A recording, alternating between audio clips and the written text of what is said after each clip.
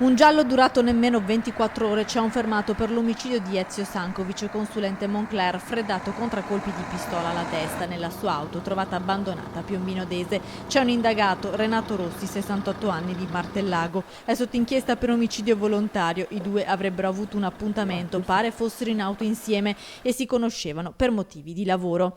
Il corpo senza vita di Ezio Sankovic è stato trovato in questo tratto di strada che collega l'Alta Padovana con il Veneziano e la strada Castellana verso Treviso. Siamo in via Stevanato a Piombino Dese. L'auto ferma a bordo strada in una piccola piazzola che conduce ai campi. Sankovic, 62 anni, consulente della Moncler di Trebaseleghe, era seduto nel posto del conducente, le cinture di sicurezza allacciate, le mani adagiate sul grembo. 3 colpi sparati a distanza ravvicinata, tutti esplosi contro la tempia sinistra. La BMW Station Wagon scura non aveva segni riconducibili ad un incidente né fuori di proiettile. Le portiere erano chiuse, anche se uno specchietto e un tergicristallo erano piegati in modo anomalo.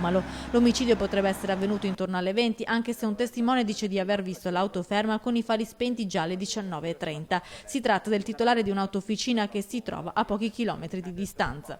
Tutto spento, difatti passavo col carro attrezzi, ero appena andato a recuperare un'altra auto e ho detto chissà se avrà bisogno d'aiuto, ma dopo non ho neanche pensato perché non c'era nessuno attorno alla macchina e col buio non ho visto nessuno.